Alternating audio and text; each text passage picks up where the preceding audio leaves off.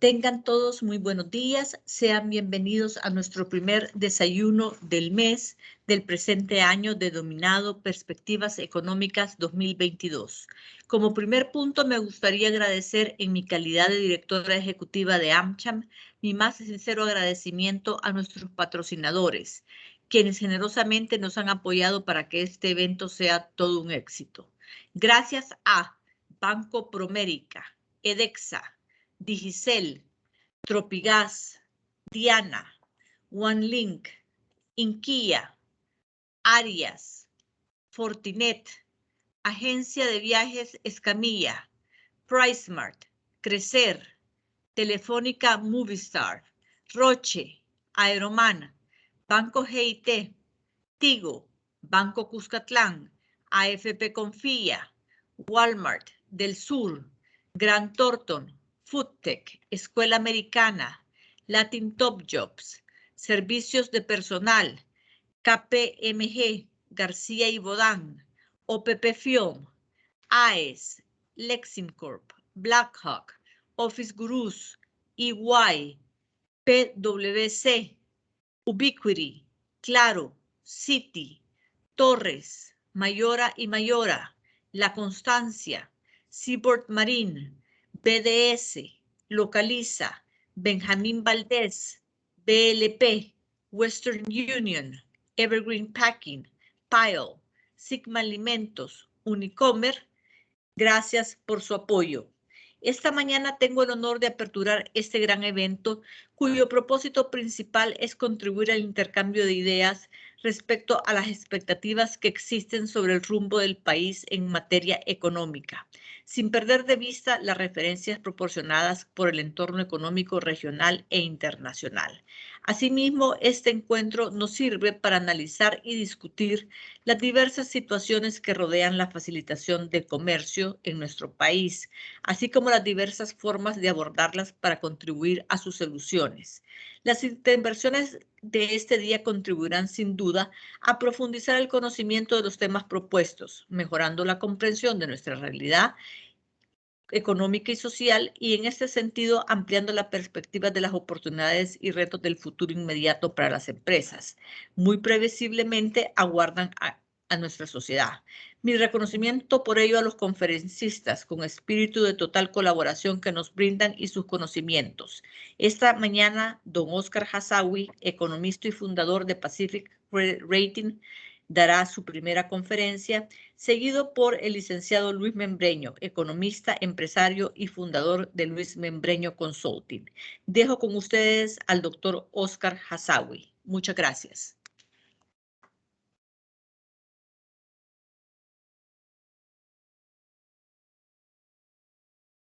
Buenos días. La verdad es un poco extraño dar una conferencia de esta forma, aunque ya tenemos un par de años haciéndolo. Usualmente podía verles la cara y saber si me estaban por lo menos poniendo atención, así que vamos a suponer que sí lo voy a lograr. Voy a poner mi presentación en un instante y me voy a dirigir a ella.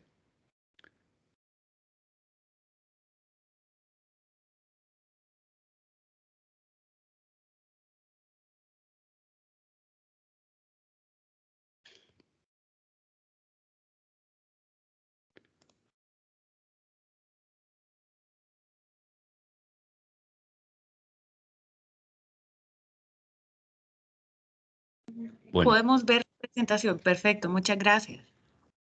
Muchas gracias por la confirmación. Es una de las frases más comunes ahora, si es que ven mi pantalla. Pero ahorita creo que tenemos un tema más importante por delante de lo que se trata para el futuro económico este año y lo que viene, ¿no?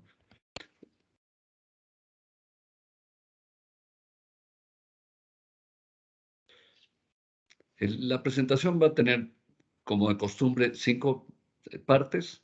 La primera es la retrospectiva hacia el año pasado.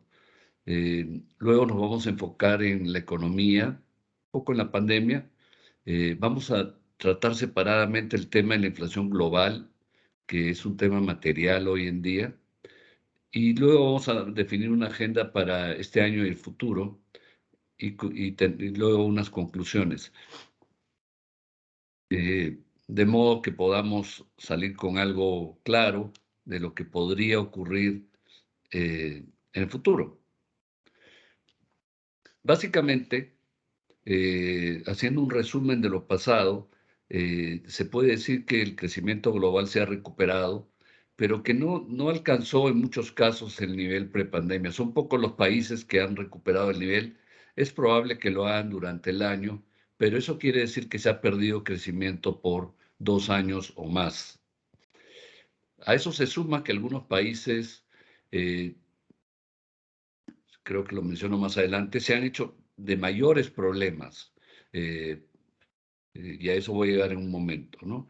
En el 2021 nos deja precios internacionales elevados, sobre todo porque hay restricciones de oferta y de transporte. La crisis logística realmente es sumamente crítica y no es tan simple como se pensó en un principio, y se habla de que no se va a recuperar la situación sino hasta el año 2023, porque hay diferentes cuellos de botella. No solo se trata de contenedores dispersos por todo el mundo, eh, puertos colapsados, falta de transporte porque no hay conductores, y no hay camiones en la cantidad en los sitios donde debe haber. O sea, todo así trastocado, ¿no? El petróleo va a presentar un problema serio para algunos países dependientes de ellos y va a generar un mayor déficit en la cuenta corriente, lo cual eh, va a agravar la situación fiscal que también tienen, porque resulta que en este periodo creo que ningún país del mundo dejó de aumentar su deuda, y algunos casos son a niveles eh, muy críticos. Entonces, la situación común es que hay doble déficit, o sea, déficit fiscal y déficit en cuenta corriente. Es una situación que para las economías es una mala noticia, ¿no? Sobre todo cuando no son economías que tienen crédito ilimitado, como puede ser los Estados Unidos. El coronavirus ya no es clave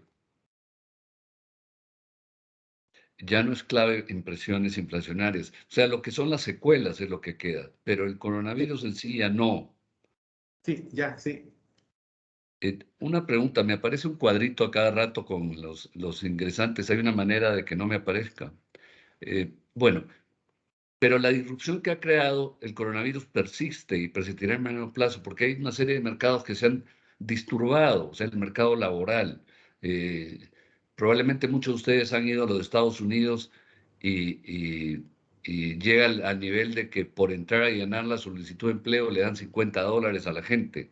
Realmente el tema laboral se ha complicado porque como comenzaron a dar subsidios por la pandemia, para mucha gente era mejor cobrar el subsidio y no trabajar, ¿no? Entonces, es una de las condiciones para ir regularizando la situación laboral es quitar ese tipo de subsidios, y obviamente queda también el efecto de que hay gente que todavía está asustada o no quiere ir a trabajar, etc. Las tasas de interés están en alza, todos los bancos centrales de manera generalizada la están aumentando, pero estamos en una situación donde se suben las tasas de interés, pero los spreads en los mercados son negativos, porque todavía no se han ajustado de los niveles bajos que estaban antes. A ello se suma, y esto es una cosa que agrava la situación inflacionaria, que todo este tiempo hemos estado teniendo una política monetaria laxa desde hace muchos años, y con la pandemia se empeoró. Eso quiere decir que si bien no le estamos echando combustible al fuego ahorita, en realidad se lo hemos echado antes, entonces está ahí tirado, y eso es un, un- un- una manera fácil de que la inflación continúe, porque hay todavía mucha más demanda de lo que debería haber, ¿no? Entonces, no es solo un problema de oferta, sino que los programas fiscales globales lo han empeorado. El riesgo país permanece alto en los países emergentes. en el caso de América Latina, mucho más alto que previamente y agravado por dos factores, como ya mencionamos, el sobreendeudamiento y factores sociopolíticos. Si vemos la situación política en casi toda América Latina no es la mejor desde el punto de vista de regímenes ordenados, democráticos, etc. El dólar se mantiene fuerte al euro, ¿no? Es una de las cosas que probablemente se podría agravar si la crisis de Ucrania se aumenta, se generan escenarios distintos. América Latina se ha recuperado, pero muy poco. Entonces, en general, si bien esta recuperación en muchos países es producto de los buenos precios que se están dando, como vamos a ver más adelante, el crecimiento producto de el empresario, etcétera, y ciertos fenómenos causados por esta disrupción de la oferta y del transporte, han frenado el crecimiento, ¿no? Pero si tuviéramos que poner uno en particular, es la situación sociopolítica. Y para variar, la corrupción ha empeorado en medio de la pandemia. Ni siquiera por ello la corrupción se reduce. Este es un gráfico claro de cómo se puede ver. Yo voy a tratar con el puntero marcar. Fíjense que aquí llegamos al punto más alto de crecimiento, que es el grueso, pero la perspectiva hacia futuro, y si vemos la línea de América Latina, que es este color de aquí, es bastante decepcionante. Recordemos que la región en general requiere tasas de crecimiento promedio superiores al 5 o 6%, y bueno, si va a crecer menos de 3, realmente la pobreza aumenta, ¿no? No podemos darnos el lujo de tener esas tasas, pero en general, a nivel global, como sería la línea, es curioso que los países emergentes son los que jalan para arriba, pero acá estamos leyendo básicamente China, Asia, ¿no? La India, pero no es América Latina, ¿no? Aquí le he puesto en números porque el cuadro, como es un poco amplio de rangos, no se ve muy bien, ¿no? Pero el Fondo Monetario ha estimado para el 2021 5.7% de crecimiento global. Si ven, América Latina logró crecer 6%, pero si se dan cuenta de las tasas pasadas, esos porcentajes son todavía bajos respecto a lo que se decreció, ¿no? Fíjense bien que los mercados emergentes en general sí han logrado recuperarse, cosa que no ha ocurrido con América Latina. Incluso si uno ve las cifras de la zona euro, o de las economías avanzadas, se ve que en promedio ya se han recuperado. América Latina no lo está logrando. Y eso es una muy mala noticia para la región. Y obviamente, como mencioné, se espera que las tasas continúen bajando hacia el futuro. Entonces, no hay una situación muy alentadora desde el punto de vista del crecimiento. Como mencioné, se ha ampliado el riesgo en la región, ¿no? Si pueden ver, yo creo que ustedes también ven ese cuadrito que me parece. Si pueden ver,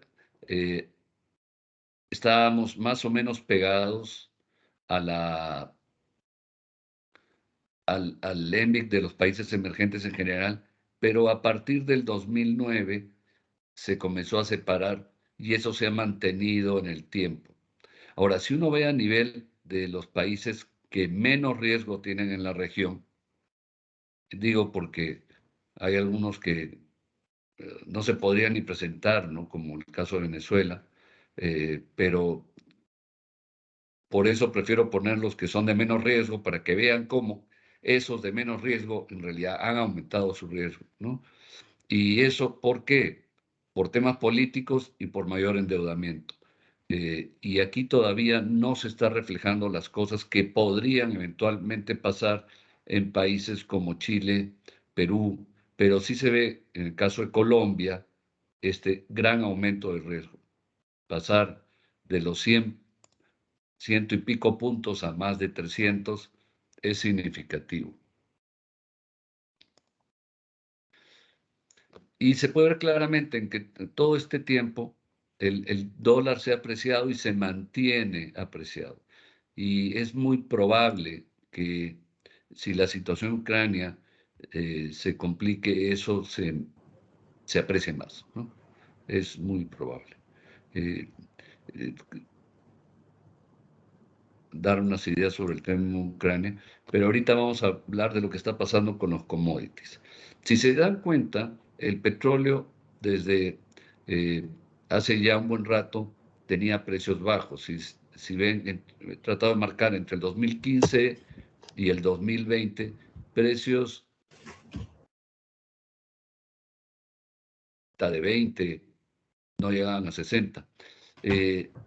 Desde hace ya un buen rato el petróleo se ha recuperado a niveles y está llegando a niveles bastante altos. Es muy probable que el petróleo siga subiendo, porque lo que ha ocurrido en este tiempo de bajos precios es que se ha dejado de invertir en muchos campos y entonces no hay la facilidad de tener mayor producción fácilmente. A esto se suma la crisis del transporte global y entonces ya no va a ser tan sencillo, ¿no? Hay cosas curiosas que han pasado en este tiempo, por ejemplo, Bretaña, producto del Brexit, se quedaron sin camioneros porque prefirieron irse a trabajar en la Unión Europea y hubo desabastecimiento, ¿no? Pero ese tipo de cosas ahora se han vuelto común por la pandemia. Entonces, las expectativas para el petróleo son de que continúe subiendo. No puedo decir por cuánto tiempo, porque si uno ve, en teoría, con las metas de bajar el consumo de la producción de carbono y esas cosas, es muy probable que eso debería reducir su crecimiento, pero en el corto plazo eso no va a ser así, porque va a tomar un tiempo. Entonces, si bien claramente, ¿qué es lo que ha provocado esto? Que el oro está en sus mayores niveles de toda la historia, ¿no? Es altamente improbable que baje. Una crisis mayor en Ucrania, por supuesto que va a hacer que el oro siga subiendo. La inflación también hace que el oro siga subiendo. En el caso de la plata hay una recuperación, pero como es un metal menos especulativo y más de uso industrial, ha crecido menos, pero es un precio relativamente alto para la plata, ¿no? El cobre tiene un crecimiento récord hoy en día. Entonces, todo esto hay que leerlo con cuidado. ¿Qué es lo que ocurre? Por un lado, hay eh, un, un mayor consumo, sí, pero también hay un problema de abastecimiento, en parte por el transporte, en parte por la conflictividad que hay en varios países. Recordemos que más de la mitad de la producción de cobre del mundo se produce entre Chile y Perú, y esos dos países están teniendo temas políticos que están trayendo consecuencias en el mercado. Se espera déficits en el futuro de la producción de cobre significativos. Estamos hablando de 5 millones de toneladas al año. Para que tengan una idea de magnitud, eso es lo que produce Perú en todo un año, hoy en día. Entonces, el cobre va a ser fuertemente afectado y este precio además se va a ver influenciado por la necesidad de las inversiones que hay que hacer por el cambio climático. Y hay una serie de metales y minerales que se van a ver si quieren decirlo, favorecidos en sus precios, pero que va a haber restricciones en la oferta. Y uno lo ve también en el caso del zinc, ¿no? El zinc es un metal industrial, no se usa para más que producir cosas industriales. Entonces uno ve claramente cómo alcanzó niveles que nunca había visto, ¿no? Y son niveles bastante altos, ¿no? La recuperación ha sido muy rápida, muy rápida. Y uno lo puede ver también en otros metales industriales, en el plomo, ¿no? En el caso del estaño es significativo. El estaño está en niveles increíbles, ¿no? Y lo mismo con el níquel. Estamos hablando de metales industriales, pero no nos quedamos en los metales. Si uno ve lo que está ocurriendo con los alimentos, fíjese el café, ¿no? Bueno, eso es algo que favorece en general a toda América Latina, pero yo tengo entendido que no ha habido un problema de producción en ningún país en particular. Entonces, esto es producto de lo que está pasando en los mercados por la disrupción de la distribución, ¿no? Y lo mismo ocurre con el azúcar y en menor medida con el maíz, ¿no? Entonces, todo esto está produciendo inflación, porque si vemos, en un rato vamos a mostrar un cuadro, todos estos metales que suben de precio y otras materias primas vinculadas al petróleo que suben de precio, generan que los productores tengan precios inflación más alta interna y, bueno, y que trasladen parte de eso a los consumidores, ¿no? Y eso es lo que, si no me equivoco, viene luego. Bueno, la pandemia, ya en realidad la pandemia ya no importa, pero sus consecuencias quedaron, ¿no? Entonces, eso se va a ir resolviendo en el mediano plazo, pero las consecuencias de la pandemia van a ser duraderas, pero como se va a volver endémico, ya va a ser pues parte de la vida. La pregunta es si va a haber un retorno antes o cuál va a ser el retorno. Eso todavía no está muy claro, pero definitivamente ya la pandemia en sí no es el problema. Por supuesto que tiene consecuencias, por supuesto que la gente se está enfermando y se está muriendo, pero ya no es lo que fue al principio. A esto me refería con la inflación. Bueno, y esta no es una cifra la real, porque realmente la inflación en Estados Unidos fue 7.5%. Pero fíjense, y aquí traté de marcar los rangos. Fíjense que de rangos menores al 4% estamos ya en la zona más del 7%. Y esto es Estados Unidos, esta línea aquí, ¿no? Pero cuando uno ve los precios de los productores, uno puede ver que estamos hablando de inflaciones que pasaron de muy por encima del 10% hasta casi el 25%. Esto es producto de varias cosas, ¿no? Pero principalmente porque se ha producido una escasez por la falta de la distribución. Fíjese que la falta de transporte afecta a toda la cadena, entonces no es que eh, el producto que yo necesito no me llega, no, es que el producto que yo necesito no me llega porque el que lo produce no le llegó lo que necesitaba y así es como una bola de nieve, ¿no? Entonces, por eso es que se habla que este proceso se espera se arregle como para mediados de 2023. O sea, nos va a tomar un rato salir de esta trampa. En el interín se juntó con que le hemos metido combustible al fuego, tratando de evitar y paliar la pandemia y las crisis previas, y entonces la economía global está llena de dinero que solo alienta la demanda. Entonces, la inflación, la mayor en 40 años en Estados Unidos. Yo no sé cuántos de ustedes pueden recordar esas épocas, pero quizá la gente de mi edad se recuerde que uno podía depositar un certificado en Estados Unidos y recibir más de 20% de interés en dólares, ¿no? Esas épocas.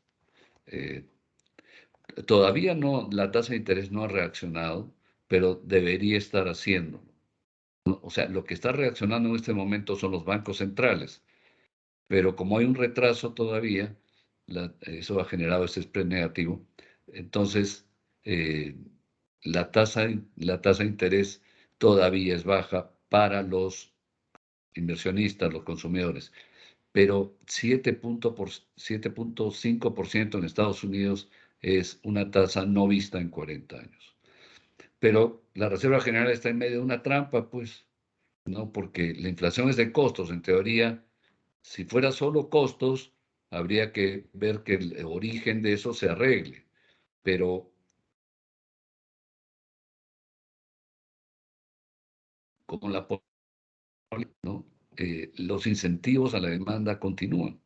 Y entonces, es poco lo que se puede hacer para frenar la inflación en este momento, ¿no? No estoy diciendo que la inflación va a ser desbocada, sino que no se trata solo de subir la tasa de interés. Va a tomar un poco más el ajuste. Justamente como en un mes vamos a hacer una charla enfocada en el tema y espero que podamos tener más luces de lo que opinan los banqueros centrales en ese momento. La disrupción de la oferta es amplia y generalizada en diferentes mercados, insumos, bienes intermedios, servicios logísticos, el mercado laboral, ¿no? Y como he dicho, esto va a tardar hasta el próximo año en ajustarse. El FMI, que dice, la inflación global promedia 3,9%, es una subida de 1,6 puntos, y en las economías emergentes 5,9.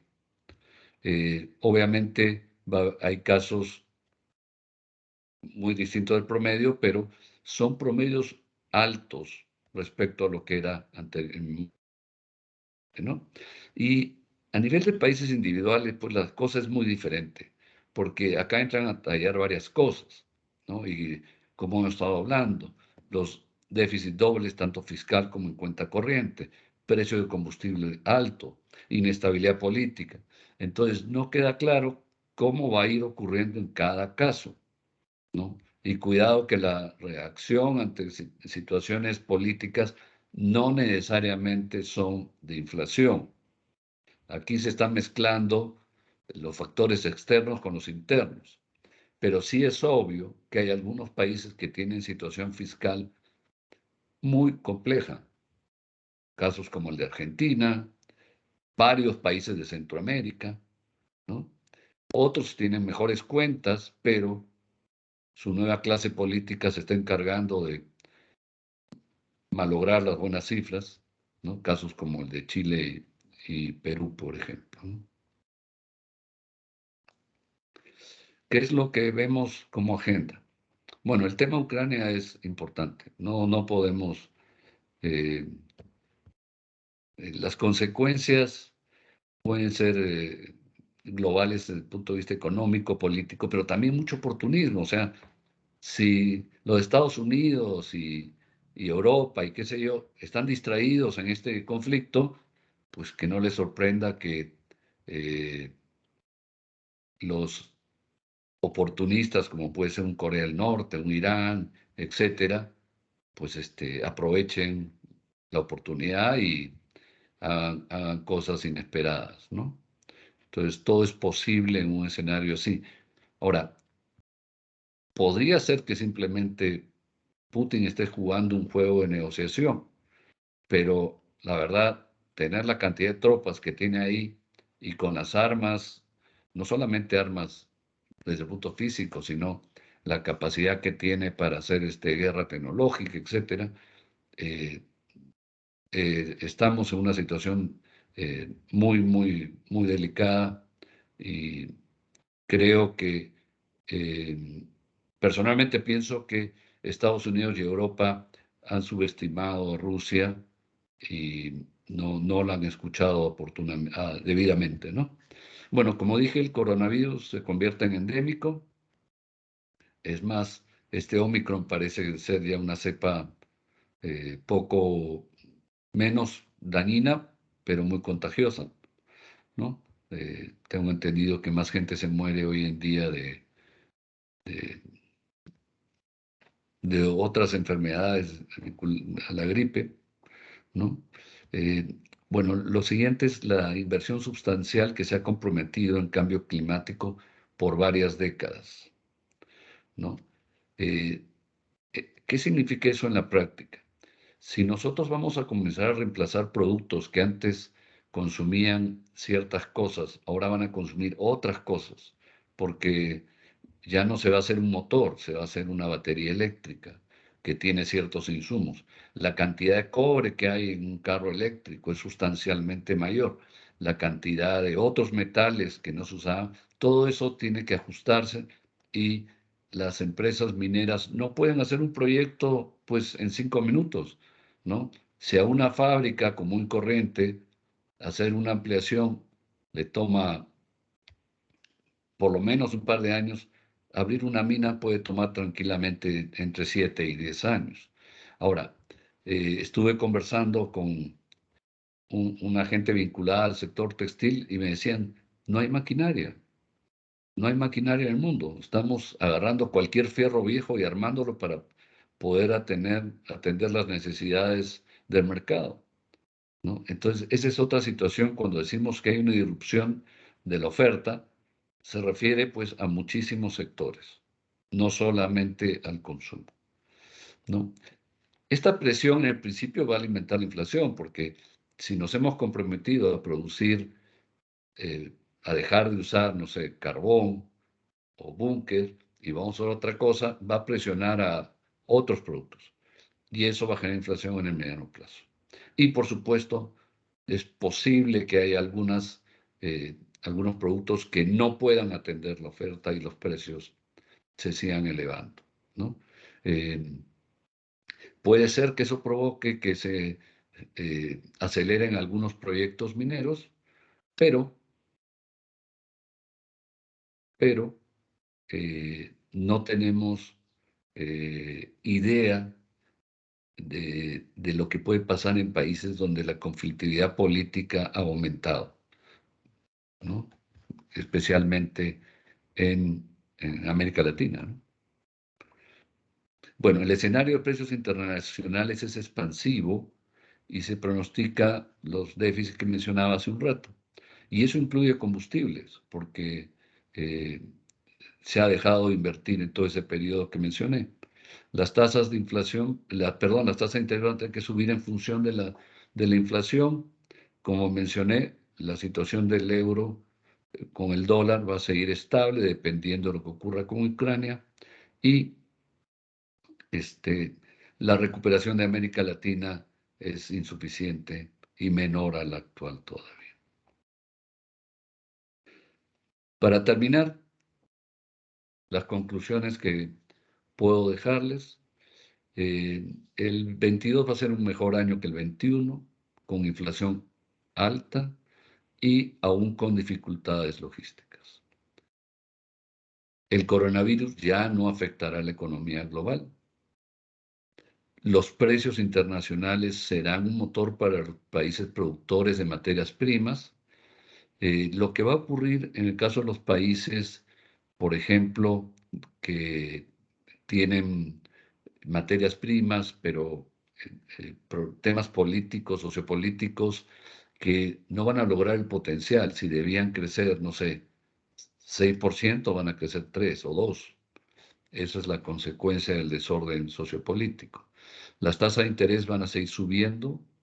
Es un posible freno al crecimiento mundial, como lo muestra el Fondo Monetario. La estabilidad del dólar versus el euro, ¿no? Con la nota de que es posible que un conflicto en Ucrania haga que el dólar se aprecie. América Latina va a tener un crecimiento insuficiente y el otro tema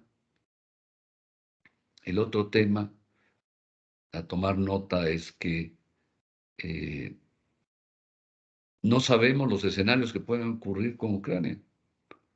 la verdad es muy pronto para poder decir qué puede ocurrir, pero realmente es una situación que no se ha debido llegar a ella, ¿no? Y por supuesto la Unión Europea se vería muy afectada por las sanciones y probablemente pues tengan problemas hasta de energía porque dependen del gas ruso. Bueno, yo con eso quiero terminar, agradecerles su atención y quedo a su disposición para cualquier pregunta después. Gracias. Muchísimas gracias, licenciado Hasawi.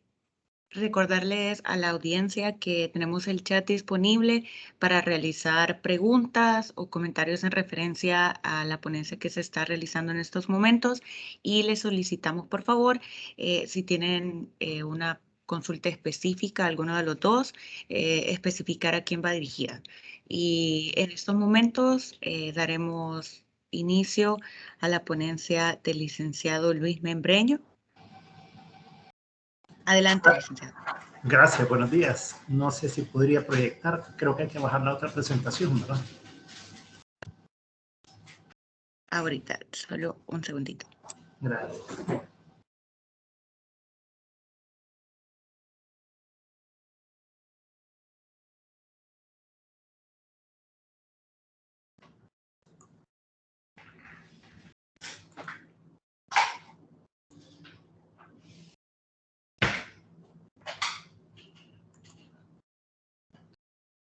Un segundito, voy a subir la presentación.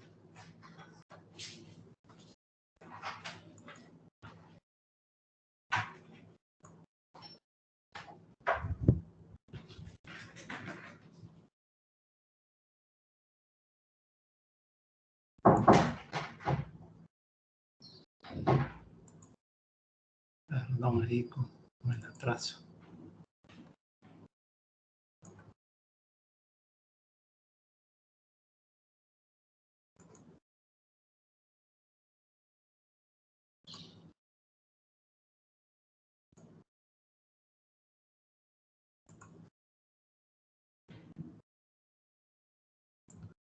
No me parece. Ahorita ya estamos viendo su pantalla. Sí, entonces solo subo aquí. ¿Ven la presentación? Sí, ahorita sí. Va, perfecto, gracias. Muchísimas gracias. Bueno, gracias a ustedes. Buenos días. Voy a correr aquí para lograr terminar en tiempo. Y vamos a ver varias cosas. Obviamente el impacto de las decisiones de la FED. Voy a complementar un poquito lo que ya Oscar ha venido diciendo con bastante amplitud. Después vemos un poquito el tema de la inflación, que ya trató bastante sobre el tema. Y después entramos directamente en la economía salvadoreña y terminamos con unas proyecciones para el año 2022. Simplemente, ya lo mencionaba, la inflación más alta de Estados Unidos en los últimos 40 años, ¿verdad? La inflación del 7.5%. El precio de la gasolina, podemos ver cómo ha subido significativamente también en Estados Unidos y todos los diferentes rubros. Si vemos vestimenta, si vemos alimentos, si vemos todo tipo de rubros, han subido fuertemente y es un problema pues serio. Y ayer se dio a conocer también los precios al por mayor y también han subido significativamente, 9.7%, 1% con respecto al mes de diciembre. Esto fue en enero, ¿verdad? Y esto pues es un mal indicador, digamos, en el sentido de que esto después se traduce a precios a nivel de los consumidores también. Entonces, el tema de la inflación pues es serio y la FED pues va a tener que buscar alternativas para contener la inflación, para bajarla de nuevo a niveles de 2%. Hay mucha discusión ahí sobre qué tan rápido y cómo lo va a hacer, pero uno es que no solo va a reducir la inyección de dinero en la economía, sino que también va a reducir la cantidad de dinero en circulación, ¿verdad? Porque una cosa es el tapering, que es dejar de inyectar, pero otra cosa es ya reducir la cantidad de dinero en circulación. Las tasas de interés, pues a partir de marzo se espera que suban. Podría iniciar un incremento de tasas de interés antes, es una duda todavía. la Fed ha funcionado hasta ahora como una certeza muy clara y una dirección anunciada de qué es lo que va a hacer. Yo hubiera esperado en lo personal que hubiera subido tasas de interés al menos 1/4 de punto en enero, lo cual no hicieron. Ahora se especula si va a ser 1/4 de punto o medio punto en marzo. Yo creería que debería ser al menos medio punto porque van bastante atrasados en esto ya la Fed. Se habla de que pueda subir 5 a 7 veces las tasas de interés durante este año. Si fueran de 1/4 de punto, si hay algunos de medio punto, pues se va a ver. Se espera que pueda llegar la tasa de interés de los Fed Funds, que ahora está entre 0 y 0,25%, a niveles de 2%, 2,5%. Desde enero cambió más fuertemente las expectativas en los inversionistas. Se han ido saliendo los inversionistas de activos riesgosos, han estado en un amor-odio con esto, entran y salen, estamos viendo una gran fluctuación en los mercados. Los más golpeados obviamente son las acciones y los criptoactivos. Hemos visto que ambos fluctúan en la misma dirección.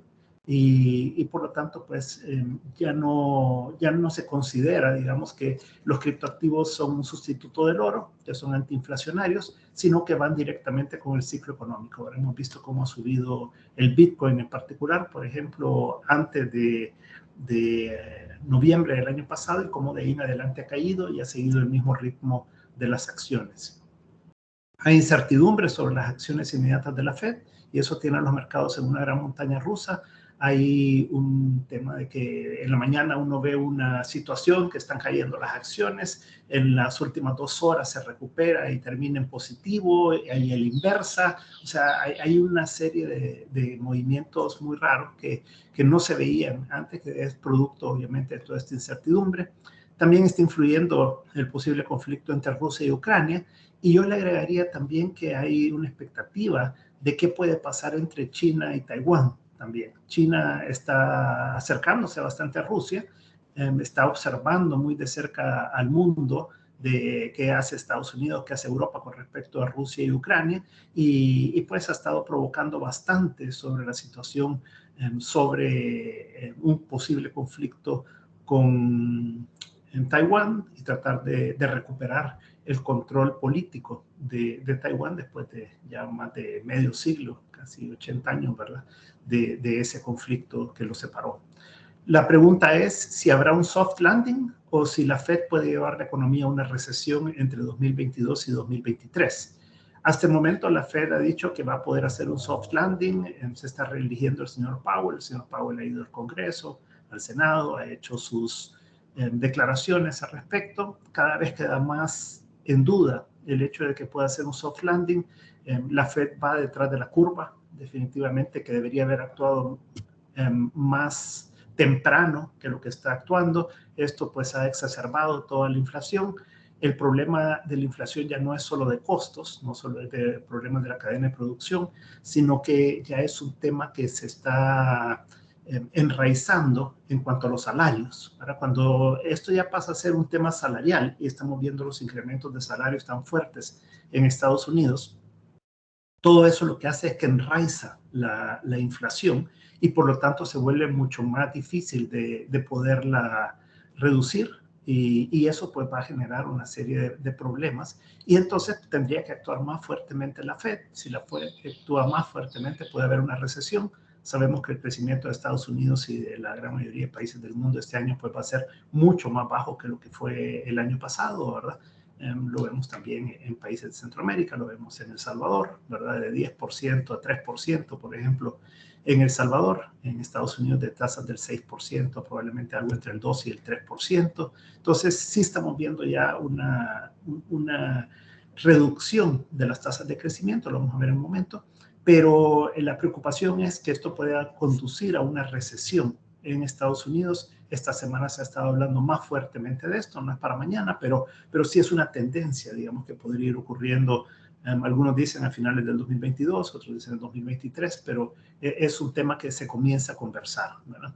Esto tiene efectos, todas estas decisiones de la Fed tienen efectos sobre los tipos de cambio del dólar con respecto a todas las monedas del mundo, los precios de los commodities, ya observábamos lo que nos presentaba Oscar hace un momento, el tema de las tasas de interés que han venido al alza, los precios de los diferentes activos han ido teniendo una fluctuación, hay un cambio de precios relativos también entre los diferentes activos, etcétera. Entonces sí estamos viendo una serie de movimientos en todas las variables. Todo esto tiene un impacto sobre la economía salvadoreña, obviamente, a través de las remesas familiares, de las exportaciones y de las importaciones, de la inversión extranjera directa, las tasas de interés, y ahora también a través del Bitcoin, ¿verdad? Que es otro elemento que hay que considerar en el país. Las negociaciones con el Fondo Monetario y el tema del Bitcoin pues son muy relevantes, ¿verdad?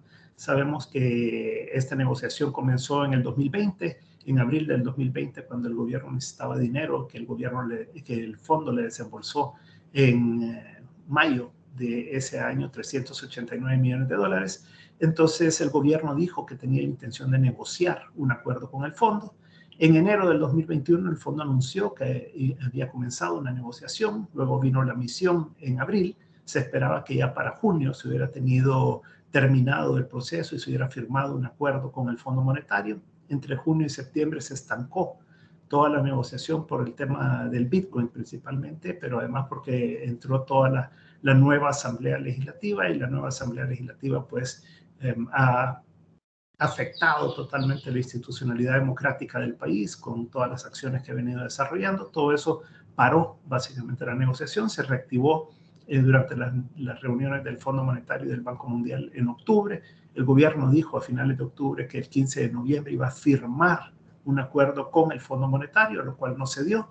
Después se dio a conocer que en el Q1 iba a haber una finalización del artículo 4, lo cual sucedió, y ya el directorio pues emitió su opinión al respecto y dijo el gobierno que de ahí venía una negociación. ¿Verdad? Hasta ahora lo que hemos sabido más claramente por parte del gobierno es que pretenden terminar la negociación en los próximos días, una negociación que hasta ahora no existe, ¿verdad? Pero hubo una reunión con inversionistas el 19 de enero de Ibrahim, el hermano del presidente, con la ministra de Economía. No estuvo el ministro de Hacienda, sino un funcionario del Ministerio de Hacienda, y estuvo el ministro de Obras Públicas en esa reunión con muchos inversionistas en Nueva York.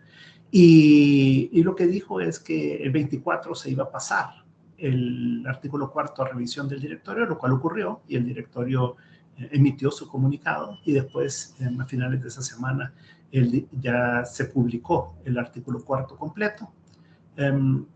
Obviamente los resultados del 2021 fueron muy favorables para lograr un acuerdo en el sentido económico y fiscal particularmente, pero a pesar de que parece haber un cierto consenso sobre las medidas de carácter fiscal que hay que adoptar por el lado de los ingresos y de los gastos, hay otros elementos, ¿verdad?, que están ahí de por medio, ¿verdad?, y principalmente de tipo político y el tema del Bitcoin, ¿verdad?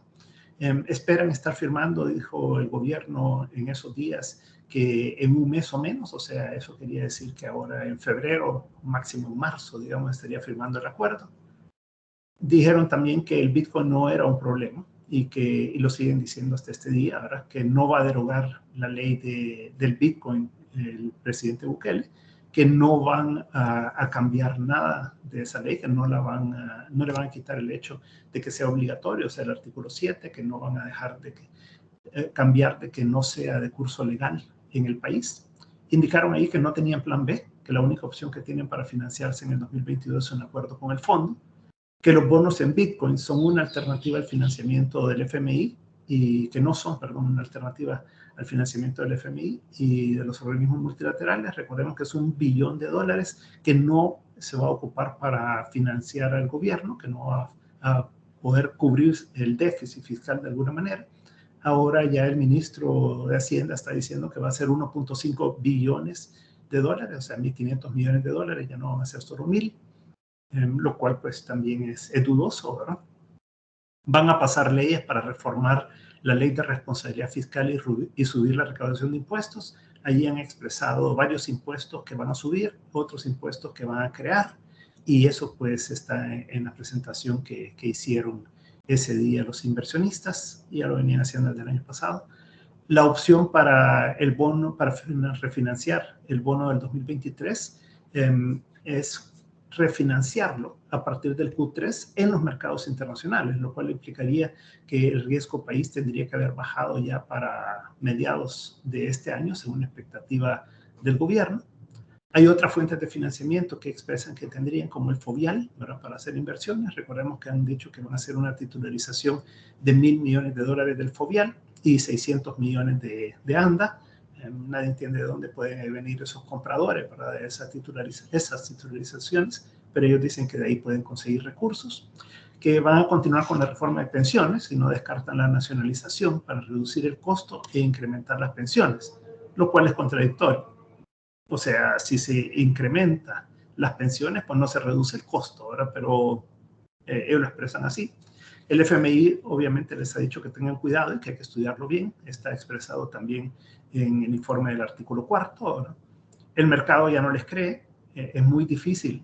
El acuerdo es más que por temas técnicos, por temas políticos, ¿verdad? Las malas relaciones con Estados Unidos perjudican esas posibilidades y el Bitcoin, ¿verdad? Entonces, sí es bastante difícil que vaya a bajar el riesgo país mientras no haya un acuerdo, y hasta el momento lo que el fondo ha expresado que ni siquiera están considerando negociar un acuerdo porque el gobierno no se los ha pedido. Entonces, todo el tema ahí con el Fondo Monetario, pues hasta el momento, al día de hoy, no hay un acuerdo en negociación. Y si el gobierno tiene puestas todas sus esperanzas en eso para financiarse este año, pues va a ser complicado. Si además espera que llegara a ese acuerdo con el Fondo Monetario sin eliminar el Bitcoin como moneda de curso legal y todo el tema también de la emisión de bonos en Bitcoin, ¿verdad? Si tiene éxito o no. Ya el fondo también ha expresado su opinión de preocupación sobre ese tipo de emisiones por los riesgos que esto genera. Ha expresado también opinión sobre el BIT, sobre el archivo wallet y los riesgos, la falta de regulación, los problemas que tiene, etcétera. Entonces hay todo un tema ahí, digamos, de carácter técnico que puede posibilitar el acuerdo. Y por el otro lado está todo el tema político, las relaciones con Estados Unidos. ¿Qué va a hacer Estados Unidos? ¿Se va a dejar que pase un acuerdo en el directorio del fondo o no, cuando tiene otra serie de temas que están en negociación y en conflicto entre El Salvador y Estados Unidos, ¿no?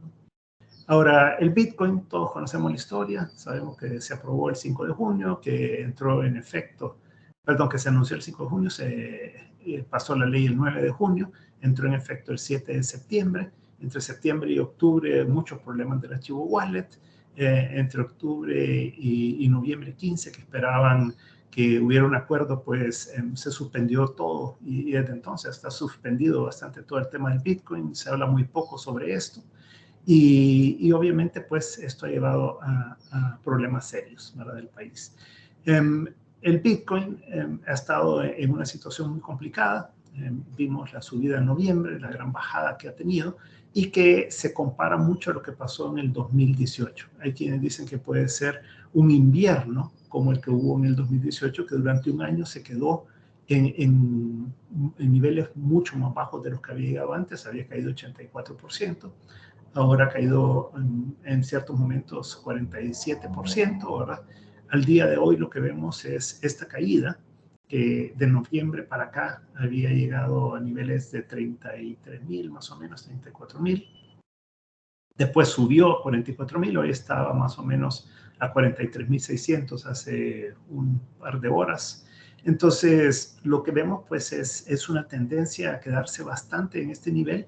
Recordemos que el año se cerró en 47.000 más o menos y ahora pues está en 43.600. Por lo tanto, está por debajo aún del cierre. Y que lo que se esperaba es que el cierre del año pasado hubiera sido a 100.000, que era lo que se había anunciado. Y en base a esa expectativa de cierre de 100.000 se decía que dentro de 5 años va a estar en $1 millón, y esa es la venta que se hace de los bonos Volcán, ¿verdad? Y es que ante esa gran ganancia que va a haber en el tiempo y que en 5 años va a estar en $1 millón el precio del Bitcoin, entonces se vuelve rentable pagar una tasa de interés del gobierno de 6.5% y que eso se transforme en una rentabilidad total de 165%, más o menos es lo que han dicho los emisores de esta deuda, ¿verdad?, los colocadores de esta deuda. Entonces, el tema del Bitcoin sigue siendo un tema muy relevante a nivel nacional e internacional sobre todo, ¿verdad? Y que puede complicar mucho el manejo fiscal y el manejo económico del país. Ahora, ¿qué es lo que ha habido? Un cambio de tendencia de la economía en 2022. Este fue el cierre, digamos, del año pasado. Vemos todo el gran incremento que hubo en el PIB trimestral del segundo trimestre, 24.5%, comparado obviamente con una caída del 20% en el segundo trimestre del año 2020. En el 2021, el tercer trimestre creció 11.7%, después de una caída de 10% en el tercer trimestre del 2020. Y este es mi estimado de cierre del año, más o menos un 4%, contra 2.3% de caída del cuarto trimestre del 2020. Entonces, ¿qué es lo que vemos? Vemos una caída en las tasas de crecimiento de El Salvador y obviamente porque fue cayendo también la tasa de crecimiento, la caída de la tasa de crecimiento del 2020, ¿verdad? Ahora, ¿qué es lo que vemos ya en el IVAE, indicador de variación de la actividad económica mensual? Aquí vemos pues cómo llegó a su máximo en abril-mayo y luego cómo viene cayendo y termina noviembre en 5.3%, que es el último dato. Probablemente diciembre va a andar en estos niveles, más o menos. De ahí es donde yo creo que más o menos va a andar ahí por 4% la tasa de crecimiento del último trimestre del año. Fusades tiene ya datos de enero y en enero da una caída muy importante, ¿verdad? Al 9%. Entonces, si ustedes ven la caída del 2020, el rebote del 2021, y vemos esta caída ya en enero. Enero parece haber sido un mes de muy baja actividad económica y lo vemos en los diferentes sectores, ya cuando uno lo distribuye entre industria, comercio, el sector de la construcción y los servicios, bueno, que es lo que mide Fusades, que representa más del 90% de la economía. Y vemos esta caída muy importante en la tasa de crecimiento de enero. Puede ser que el Omicron y toda la afectación que tuvimos en enero pues tenga que ver con esto y que febrero pudiera ser un poco diferente. No me parece que esté siendo así, pero vamos a ver después qué pasa. Pero lo que sí es que la tasa de crecimiento para este año pues va a ser mucho más baja que el 10%, el 10.3% que ha dicho el gobierno que estima que fue la tasa de crecimiento del año pasado. Problema importante, la inflación. Habíamos cerrado diciembre del 2020 a 0 y a través del 2021 pues fue subiendo y llegó en enero a 6.5%, ¿verdad? Vamos detrás de la curva, digamos, con respecto a Estados Unidos. Estados Unidos en enero tuvo 7.5% de tasa de crecimiento y por lo tanto pues la tendencia que nosotros llevamos es la misma de Estados Unidos con un poco de rezago con respecto a ello, pero probablemente esto nos puede llevar a que la inflación de febrero y los meses posteriores pues supere el 7% en El Salvador. Aquí tenemos una comparación en la parte de abajo de los diferentes países de Centroamérica. Tenemos Costa Rica, El Salvador, Guatemala, Honduras, Nicaragua, República Dominicana y Panamá. República Dominicana siempre se incorpora con nosotros. Si ustedes ven los años anteriores y ven la amarilla, que es la nuestra, y la cafecita esta, que es la de Panamá, íbamos muy de la mano. Ahora los dos países dolarizados y muy cerca ambos. Pero ustedes pueden ver cómo se separa ya en el 2021 y la inflación de El Salvador pues está a más del doble de la inflación de Panamá hoy en día y estamos bastante cerca de Nicaragua y de República Dominicana que pues tiene moneda nacional, ¿verdad? Entonces en dólares una inflación del 6,5%, ¿verdad? Contra, aquí tenemos a Panamá, más o menos a un 2.5% la inflación de Panamá, esto es a diciembre. Entonces sí se ve que El Salvador se ha despegado. Ahora si vemos el sector externo, aquí vemos toda la caída que hubo el año 2020, que terminó el año 2020 en diciembre, con un crecimiento del 11.3% de las exportaciones. Las importaciones crecieron 20.9% y el déficit comercial 31%. Este fue el cierre del 2020. Luego tenemos el desarrollo del 2021 con estos crecimientos muy fuertes ahí por abril, mayo, junio. Y luego la tendencia va cayendo y cierra el año muy parecido al año 2020, ¿verdad? Con una tasa de crecimiento de las exportaciones del 13%, de las importaciones de 20% y un déficit comercial que creció casi en 28%. Entonces vemos cómo caen la tasa de crecimiento de las exportaciones, ¿verdad? Desde 150% a 13%, y la de las importaciones de 95% a 20%. ¿Verdad? Entonces, sí vemos cómo se normaliza, digamos, ya en el transcurso de los últimos meses del año pasado. Las remesas familiares fueron el gran tema, el gran motor de la economía salvadoreña el año pasado. Aquí vemos cómo crecieron 27%, de 5.930 millones a 7.517 millones, y llegó a ser 27.3% del PIB el año pasado, lo cual, pues si lo comparamos con el promedio desde 2008 hasta 2019, pues está muy por arriba de esto, ya acercándose al 30%, digamos, ¿no? Y para este año yo estimo que podrían andar con una tasa de crecimiento más o menos de un 5%, ya algo más normal, e igual subiendo a casi 28%, a 7.900 millones casi.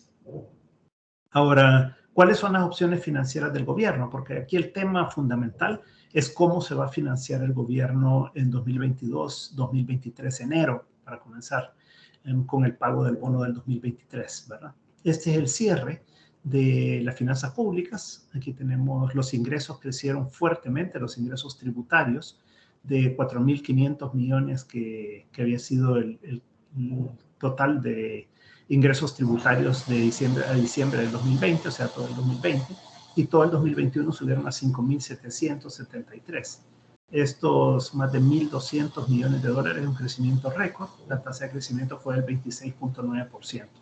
¿Por qué crecieron tanto? Primero, porque la economía, según el gobierno, creció 10%. Segundo, porque la inflación fue del 6%. Solo eso nos da un crecimiento del 16%. Y después, por el impacto de las importaciones. En la medida que hubo esta cantidad de remesas familiares, 1.500 millones de dólares más que ingresaron al país, eso se fue a importaciones, y lo que creció fuertemente fue el IVA, importación y los aranceles, ¿verdad? Y obviamente esto pues llevó a un incremento de la renta también, y ambos pues han sido los elementos pero ha sido las importaciones las que generaron ese incremento de recaudación de impuestos muy fuerte el año pasado. Y después tenemos el gasto, creció 9%, los intereses crecieron 20%, luego los gastos de capital, las inversiones crecieron 43%, y el déficit, a pesar de que cayó 36%, fue de 1.600 millones, que fue el doble de 2019. ¿Bueno? Entonces cayó con respecto al año anterior. ¿Por qué cayó? Porque subió 1.200 millones de dólares la recaudación de impuestos, ¿verdad? Y ahora, si esta recaudación de impuestos no sigue creciendo a esta tasa en este año, y esto lo vamos a ver ya a principios de marzo, que recibamos las cifras de febrero, entonces eso podría poner en serios aprietos la situación fiscal y la capacidad de financiarse del gobierno. La deuda pasó de 22.600 millones en diciembre del 2020 a 24.354 en diciembre del 2021, creció 7.7%, lo que más creció fue la deuda interna, un 8.4%. Si ustedes comparan, por ejemplo, 2017, la deuda externa era mayor que la deuda interna en 1.000 millones de dólares. Y a diciembre del 2021, la deuda interna es mayor que la externa en 500 millones de dólares, ¿verdad? Entonces, esto ha dado la vuelta totalmente porque el gobierno se ha ido financiando más a nivel interno que a nivel externo, porque las fuentes de financiamiento externo están más reducidas, bastante cerradas, y entonces ha presionado a las fuentes de financiamiento internas, al sistema financiero completo, ¿verdad? Incluyendo a AFPs, incluyendo aseguradoras y a los bancos, ¿verdad? Para poder de esta manera financiarse, ¿verdad?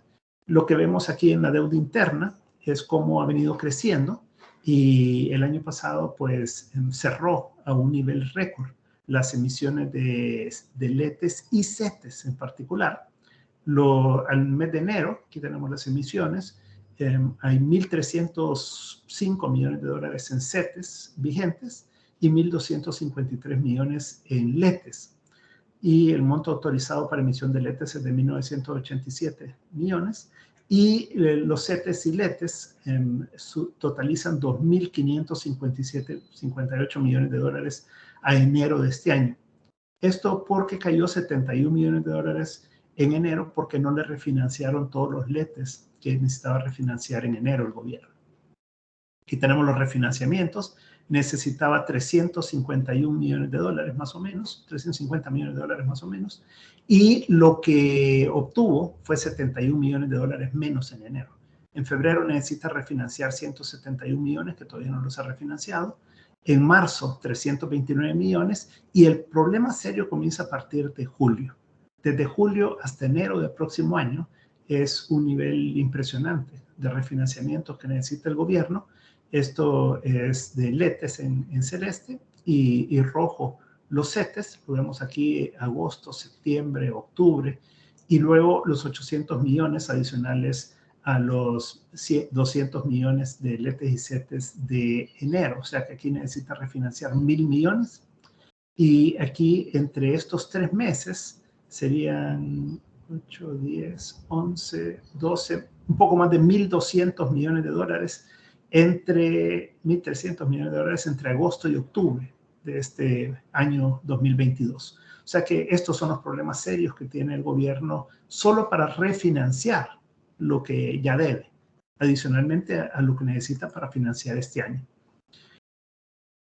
Como yo siempre menciono en este gráfico, yo nunca ponía a Ecuador para compararse con nosotros, ¿verdad? Pero aquí está el riesgo país de todos los países de Centroamérica, que tenemos desde Panamá hasta Costa Rica y El Salvador, pero he incluido este año pasado a Ecuador porque el 8 de marzo, por ejemplo, antes de la toma de posesión de la Asamblea Legislativa, tenía 500 puntos básicos de riesgo en Costa Rica, nosotros 603, y tenía 1.369 puntos básicos Ecuador, que todavía no tenía un acuerdo con el Fondo Monetario Internacional. Ecuador hace su acuerdo, igual que Costa Rica, sus riesgos bajan. El Salvador entra a la Asamblea Legislativa y comienza a subir ese mismo 3 de mayo el riesgo, toma todas las demás decisiones que ha tomado, después el Bitcoin, después los bonos Volcán, etcétera, y esto llegó recientemente a casi 16% el riesgo, bajó un poco y ahora está subiendo nuevamente y está más o menos en 15% el riesgo del Salvador, o sea, 1.500 puntos básicos, lo cual es un nivel récord para el país, ¿verdad? Ecuador, por el otro lado, 747 puntos básicos, Costa Rica cae a 463 puntos básicos, ¿verdad? Para compararlos. Entonces, Costa Rica bajó su riesgo, Ecuador bajó significativamente su riesgo, y nosotros lo más que duplicamos el riesgo en menos de un año, ¿verdad? Entonces, esto ha llevado obviamente a la baja de calificaciones de El Salvador, que lo comenzó Moody's en julio del año pasado, pasándonos a CCC+, y ahora Fitch, que lo acaba de hacer en estos días. Entonces, el sistema financiero, habíamos visto una reducción de la liquidez, ahora lo veo más normal, pero ¿qué ha influido en eso? El aumento de reservas de liquidez, el aumento de reservas de saneamiento, el aumento del crédito privado, la desaceleración del ahorro privado y público y las altas emisiones de títulos del gobierno. Todo esto ha influido y presionado al alza las tasas de interés en el país, y luego pues está el deterioro de la calificación de riesgo y la inflación, que también presionan, ¿verdad? Entonces, lo que podemos prever es que en la medida que las tasas de interés internacionales van subiendo, que el riesgo de El Salvador va subiendo, que las necesidades de financiamiento del gobierno suben, que la inflación sube, todo esto presiona al alza las tasas de interés. Aquí vemos cómo se han comportado los depósitos totales del sistema financiero desde 2019, que era mayor el nivel de préstamos que de depósitos. Después eso cambió a partir de septiembre más o menos del 2019. Y después tenemos el fuerte crecimiento que tuvieron los depósitos durante 2020, la caída que se dio posterior a la implementación del Bitcoin, luego este salto que fue en octubre del año pasado y cierra un poco hacia la baja hacia diciembre del año pasado. Los préstamos, después de que dejaron de crecer durante la pandemia, durante el 2020, en el 2021 retomaron esa tasa de crecimiento, a pesar de que el último mes del año pues, hubo una pequeña reducción, pero comparado con lo que había cerrado el año anterior, pues fue un crecimiento importante, creciendo más o menos a un 6% los préstamos y los depósitos ya creciendo solo a un 2%, comparado a tasas del 11-13% que había tenido en los meses fuertes de crecimiento de 2020. ¿verdad? Y luego aquí están las tasas de interés de promedio ponderado del sistema financiero, las de los depósitos, las de los préstamos. Generalmente veo las de los reportos, que nos da más un indicador de bien corto plazo. Y aquí en agosto 13 estaban a 1.29 las tasas de interés de los reportos de 1 a 7 días, y esto había sido bastante la tendencia anterior, ¿verdad? Del año 2020 y 2021, ¿no? Pero de ahí comienza a subir, llega a niveles de 5 a finales de año, ahora ha bajado un poco a niveles de 3-4%, pero no ha vuelto al 1%. ¿verdad? Entonces, sí vemos una tendencia pues a subir las tasas de interés, y eso pues se va a ir pues enfatizando y dándose en el transcurso del año. Para ir terminando entonces, el resumen de las proyecciones económicas. Aquí tenemos una secuencia de todos los países de Centroamérica desde el 2008 hasta el 2021, y luego por la proyección del 2022. 2021 también es una proyección, ¿verdad?, por parte del Fondo Monetario Internacional, que la fuente fueron los datos que dio a conocer en octubre del año pasado el fondo. Y aquí vemos a Guatemala con una tasa de crecimiento esperada para este año de 4.5%, El Salvador 3.5%, Honduras 4.4%, Nicaragua 3.5% Costa Rica, 5% Panamá, 3.5% República Dominicana. O sea que de un promedio de 7% el año pasado bajaría a 4% la región. Y El Salvador, el último dato que plantea el fondo ya en el informe del artículo 4, es 3.2% para este año. O sea que más o menos un 3%, lo cual ya se asemeja bastante a los niveles que tuvo en los años anteriores, ¿verdad? Una baja que el gobierno dice que es 10%, el fondo dice que es 9% en el 2021. ¿verdad? Entonces, sí vemos esa tendencia. Luego, contra las proyecciones para El Salvador, tenemos del Fondo Monetario el 3.5, y lo importante es ver la tendencia a mediano plazo, para 2023, 24, 25 y 26. Lo que el fondo plantea es que va a regresar a su tasa de crecimiento potencial El Salvador, que es más o menos ahí por 2%, 2.1%, y es lo que espera para los próximos años. En cuanto a la inflación, esperarían que vaya normalizándose. Estas son tasas de inflación promedio. Yo creo que obviamente está por debajo de lo que estamos viendo ahora, pero que en el mediano plazo esperarían que esto tienda a normalizarse. En cuanto al déficit fiscal, el gobierno, el fondo proyecta 5% para el año pasado, lo cual más o menos aparentemente terminó por ahí. Y luego para los próximos años, para el 2022 en adelante, está hablando de tasas de déficit fiscal muy altas, demasiado altas para lo que El Salvador puede aguantar, lo cual nos lleva a que la deuda total pues va a ir creciendo, y que puede llegar a casi el 100% hacia el 2026. ¿no? Entonces, y esta es la tasa esto es el PIB nominal que habría en estos años. ¿verdad? Entonces, sí se ve complicado la situación fiscal para los próximos años en el país. En conclusión, pues lo que vemos es que el crecimiento económico será menor en 2022, y eso afectará a las finanzas públicas y a las empresas. ¿verdad? A las empresas, por un lado, por el tema de las ventas, y por el otro lado, por el tema de los impuestos. ¿verdad? Hay un impuesto específico que vendría para empresas, que es revivir el impuesto a las ganancias de las empresas que ganan más de $500,000. Vamos a ver si ese es el piso que ponen o si es menor. Y sería del 8%, aparentemente, según lo que el ministro de Hacienda había dicho ya en noviembre del 2020, que iban a imponer este nuevo impuesto. ¿verdad? Incrementos de otros impuestos también. La reducción de la tasa de crecimiento de las remesas puede impactar negativamente en los ingresos del gobierno y en las empresas, ¿verdad? Ya vimos que el año pasado lo que influyó fuertemente sobre la recaudación de impuestos, aparte de la inflación, fue el tema de las remesas familiares que financiaron importaciones, que generaron IVA importación, aranceles y otros productos en impuestos específicos y demás. ¿verdad? Entonces, esto pues tiene un impacto. Si el consumo se reduce, también se reduce el consumo para las empresas. ¿verdad? Hay riesgos financieros importantes para el país, dada la necesidad de recursos del Estado.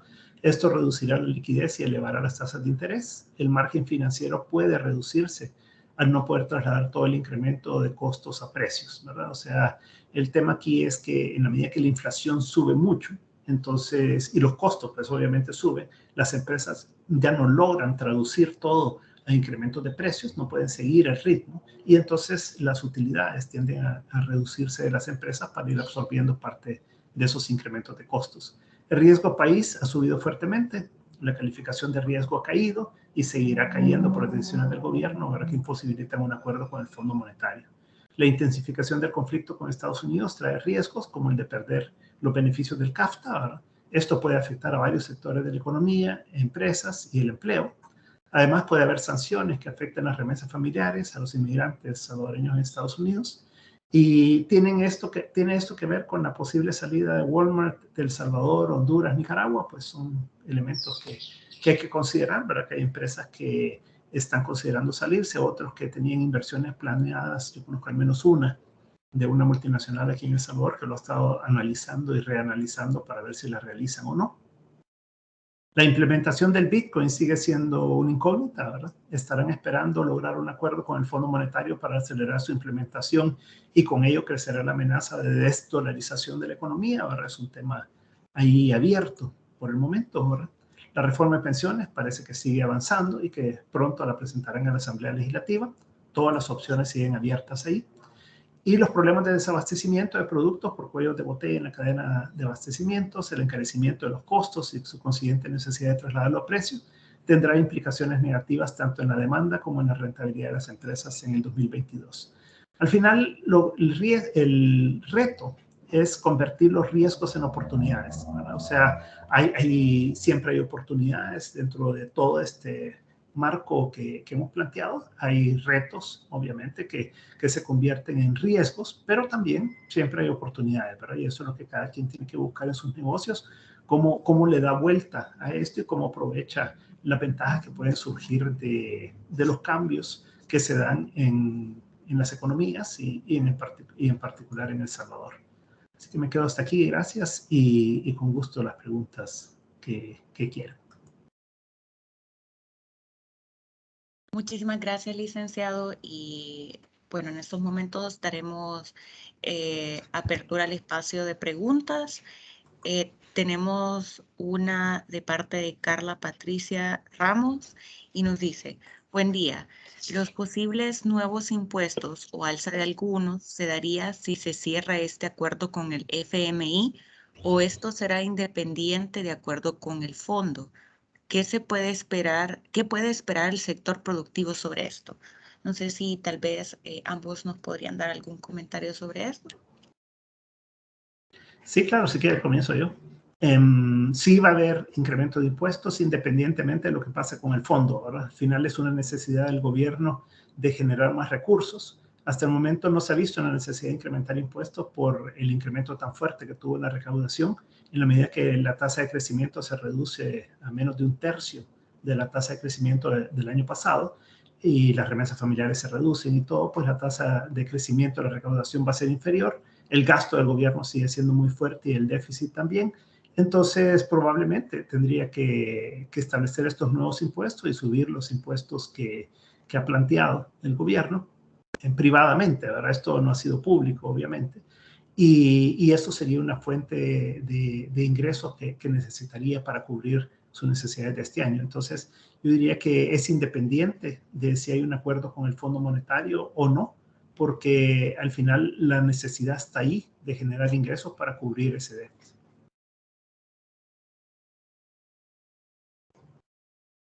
Muchísimas gracias. Tenemos otra pregunta también que dice: ¿cuál es la real situación de disponibilidad de efectivo del gobierno en la actualidad para cubrir sus obligaciones con proveedores? ¿Se sabe que hay demoras importantes y qué perspectivas pueden tener esos proveedores? Bueno, lo que se han hecho ciertos flujos, se han manejado flujos de efectivo por FUSADES, por ejemplo, que yo conozco. Y FUSADES, siendo todos los ingresos, gastos de todo, plantea que el primer semestre probablemente va a estar tranquilo, digamos, las finanzas públicas. ¿En qué sentido? Tendrá que refinanciar, obviamente, todas estas deudas que estábamos viendo, asumiendo que las logra refinanciar todos los CETES y LETES y que no le pasa la de enero, que vaya perdiendo esa capacidad, porque le faltaron 71 millones de los 300 millones que tenía que refinanciar. Entonces, si no pierde eso, si no pierde esa capacidad de refinanciar, entonces, y además viene, yo creo, una recaudación muy fuerte de impuestos sobre la renta en abril, porque a las empresas en general les fue muy bien el año pasado, por lo tanto la recaudación puede subir de una manera fuerte. Por lo tanto, digamos que hasta mayo la situación debería estar bastante controlada, ¿verdad? Tal vez hasta junio. El tema es el segundo semestre. En el segundo semestre tiene esos grandes refinanciamientos que estamos viendo, pues, y que, digamos, segundo semestre hasta enero, ¿verdad? Si lo ampliamos hasta enero por los vencimientos que hay de los 800 millones en enero y los otros 200 millones también de deuda interna de corto plazo. El gobierno está planteando emitir una nueva emisión de títulos ahora 2 años, que lo pasó ayer la Asamblea Legislativa, y con esto lo que espera es recaudar 300 de los 500 millones que había dicho que necesitaba recaudar este año. Y lo que llevan esos títulos es que son a 2 años plazo, ya no a 1, pero que se puede utilizar el 50% para pagar impuestos en el 2022 y el otro 50% para pagar impuestos en el 2023, o sea que ya no habría un refinanciamiento automático, digamos, de esos 300 millones, lo que puede volver un poco atractivo o más atractivo invertir en esos títulos. Entonces, yo creo que el gobierno pues va a tener problemas serios a partir de julio de este año. Los proveedores deberían de estar, entre comillas, tranquilos en cuanto a que no debería haber presiones para dejar de pagar proveedores en este primer semestre, aunque sabemos que todo eso siempre es bien incierto, pero yo creería que no debería haber una presión por el lado de fondos del gobierno, sino hasta el segundo semestre del año. Muchísimas gracias. Tenemos otra pregunta que nos comenta Iris Reyes. ¿Cómo sería el proceso si Estados Unidos decide eliminar el CAFTA para nuestro país, ya que es un tratado centroamericano que incluye a todos los países de Centroamérica? Yo no sé la parte legal, me da la impresión que es como una suspensión, no una eliminación, ¿verdad? Que es lo que ha planteado sobre Nicaragua ya también el Congreso, el Senado de Estados Unidos, y han mencionado a Nicaragua y El Salvador. En los últimos días no he visto nada al respecto, no he visto que retomen este tema. Creo que están más concentrados en los otros temas, ¿verdad? Pero está ahí pendiente, digamos, que en cualquier momento pudieran retomar eso. Y no es una eliminación, sino que decir, bueno, dado que no cumplen con la condición A, B, C, D del acuerdo, ¿verdad? Porque recuerden que el Tratado de Libre Comercio es bien amplio, entonces se podrían acoger ellos a diferentes cláusulas y decir que ha suspendido hasta que no resuelvan estos países estos problemas, ¿verdad? Entonces, creo que más iría por ese lado que por una eliminación, porque obviamente es un tratado centroamericano que ha sido adquirido con todos los países al mismo tiempo. Si me permiten. Muchísimas. Sí, adelante. Un comentario. Yo creo que eso es parte de los temas oportunistas que mencioné. Hay 2 eventos importantes a considerar en Estados Unidos este año. Hay elecciones internas y el presidente Biden está en problemas ahí. Y el tema de Ucrania. Como bien dijo Luis, China podría aprovechar el tema de Taiwán y así otras cosas. Así que el tema de El Salvador probablemente no esté en ninguna agenda de nadie más que de un par de congresistas. Entonces, yo no veo posibilidad en el corto plazo de que le den atención a nadie en América Latina, no solo El Salvador, a nadie. Eso creo que hay que considerarlo por lo menos durante el año 2022.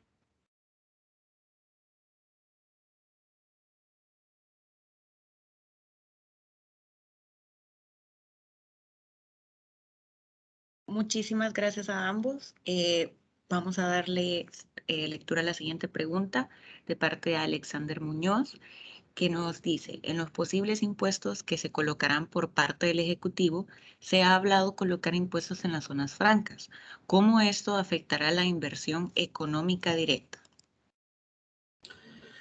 Sí, el gobierno lo que ha planteado específicamente en un cuadro que presentó a los inversionistas y que ya lo había presentado en octubre del año pasado, lo ha reforzado, digamos, en lo que presentó ahora el 19 de enero. Ahí plantea el eliminar exenciones de IVA y de impuestos a las zonas francas, ¿verdad? Entonces, es parte de lo que ellos están planteando, ¿verdad? O sea, la verdad que aquí hay todo un tema legal, ¿verdad? Y de derechos adquiridos y habrá que ver cómo lo van a enfocar, ¿verdad? Como solo es dos líneas que tiene sobre eso, ¿verdad? No sabe uno específicamente a qué se están refiriendo, ¿verdad? Pero yo diría que tendrían que cambiar la ley primero, que no es difícil porque obviamente ellos tienen todo el control, ¿verdad?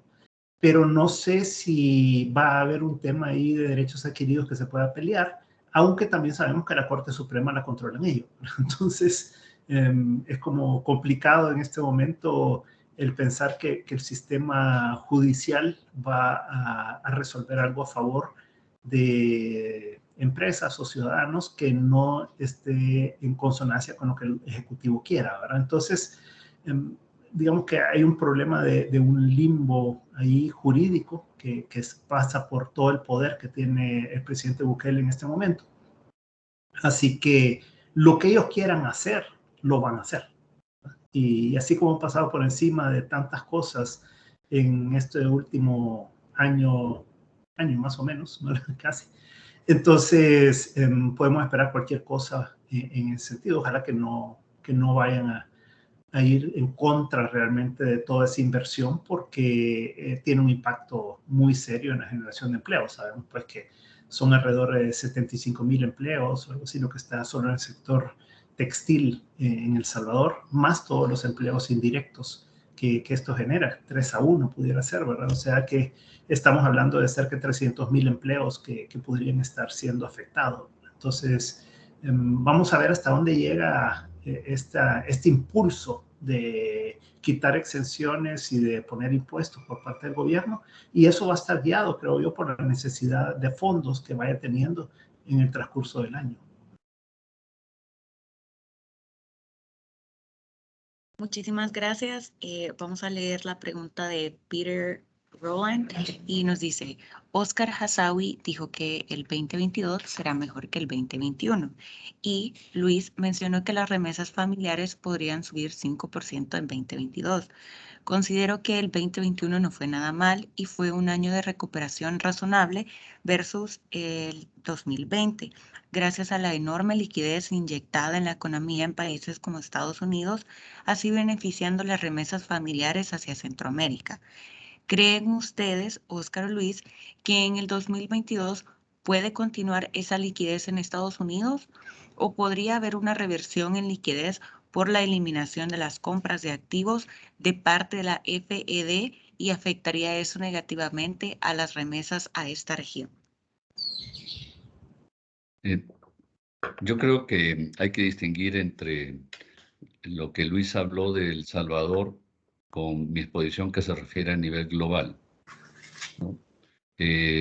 Los números altos del 2021 son producto del rebote y entonces no se pueden usar como una medida de estar mejor o peor, simplemente se recuperó lo perdido.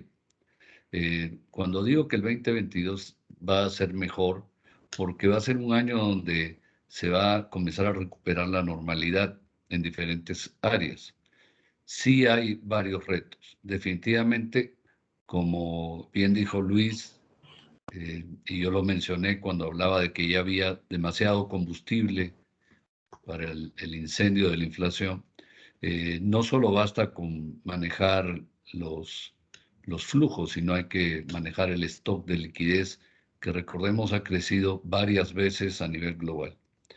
Entonces, eso sí va a tener que hacerse, pero hay tanto que el efecto económico de eso no va a ser notable realmente, porque está en los balances de una serie de entidades financieras y no están en la economía propiamente de la gente.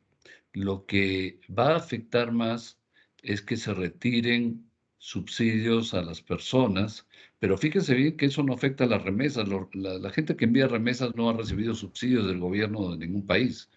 La gente que envía remesas es gente que está trabajando y esa gente no se va a ver afectada, y yo coincido que van a seguir creciendo las remesas en América Latina. Lo que seguramente no va a pasar es que crezcan lo que crecieron, como en el caso de El Salvador, esas tasas. Ahora, hay que destacar que algunas economías han tenido un 2021 excelente y nosotros lo hemos visto en nivel de actividad en países como El Salvador y Guatemala, pero no es parejo en todas partes, ¿no? Yo creo que hay que considerarlo de esa forma y, y ver de que la labor de los bancos centrales este año va a ser fundamental para que esa inflación se vaya diluyendo en el tiempo y no entremos, como nos pasó a principios de los 80s, en un ciclo, o a fines de los 70s, en un ciclo de elevadísimas tasas de interés, ¿no? Sí, yo creo que obviamente no vamos a tener un crecimiento del 26% en las remesas familiares este año, ¿verdad? Como fue el año pasado, que fue lo que impulsó realmente el crecimiento. Lo vemos también en Guatemala, en México, en Honduras, en República Dominicana. O sea, ha sido un fenómeno generalizado, digamos, cómo han crecido las remesas familiares en todos los países. Entonces, eso pues impulsa el consumo, impulsa la actividad económica en los diferentes países. Entonces, en el caso de El Salvador, como yo decía, yo espero que ya sea una tasa de crecimiento moderada. Los últimos años, antes del 2020, había estado, e incluyendo el 2020, ¿verdad?, en 5% más o menos la tasa de crecimiento de las remesas familiares. Entonces, si vemos el crecimiento de la economía de El Salvador y sumamos el -8 del 2020 más el 10 del 2021, y sacamos el promedio, es 1% en los últimos 2 años, ¿verdad? Entonces, y ahora decimos que crece al 3%, digamos, pues es que tiende a esa normalidad que es más o menos 2.4, 2.5% la tasa de crecimiento que traía El Salvador antes del 2019. Entonces, no vamos a esperar ahora este año, obviamente, que esto crezca exponencialmente como se dio el año pasado, y esa normalización, digamos, pues va a tener un impacto en las empresas. Ahora, lo que sí es que la inflación va a estar ahí, y la inflación genera recursos, ¿verdad? Entonces, aquí el gran peligro, digamos, que puede haber es que haya una contracción muy fuerte en la masa monetaria en diferentes países, porque las tasas de interés están subiendo fuerte en países como Brasil, como México, el mismo Chile, en Colombia, en otros países. Pero entonces lo que estamos viendo es un incremento fuerte en las tasas de interés de los diferentes países en América Latina. Estamos viendo un cierto incremento en tasas de interés en El Salvador también.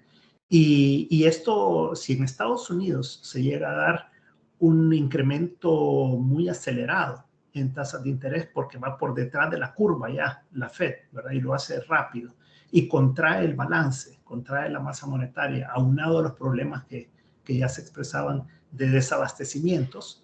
Entonces, esto podría conducir a que la economía se desacelere mucho más rápido de lo que se quisiera. Ver, ese soft landing que habla la Fed que quiere hacer este año, pudiera ser que no se diera, ¿verdad? Hasta el momento, todo está dado para que sea un soft landing, porque los dos objetivos que tiene la Fed es bajar la inflación y mantener el empleo alto. El empleo está alto, los salarios están creciendo fuerte en Estados Unidos, por eso hay falta de gente para poder trabajar, también gente que se ha salido de la fuerza laboral.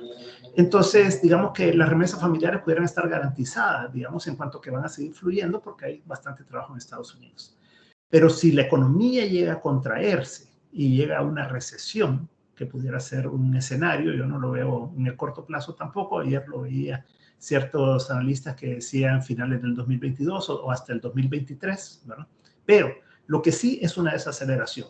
Entonces vamos a ver qué tan rápida y cómo logra manejar la Fed esa desaceleración y los bancos centrales en los diferentes países del mundo. De eso va a depender, al final de cuentas, qué ocurra en países como El Salvador, que somos tomadores de precios y no tenemos moneda propia, no tenemos una tasa de interés de referencia, tipo de cambio, fluctúa obviamente con respecto a las demás monedas, pero no lo controlamos, etcétera, ¿verdad? Entonces, y además el Bitcoin, ¿verdad? Que es el otro elemento de la economía salvadoreña. Entonces, creo que mientras no se haga un frenón así demasiado fuerte que lleve a una recesión, pues todo va a tender a la normalidad.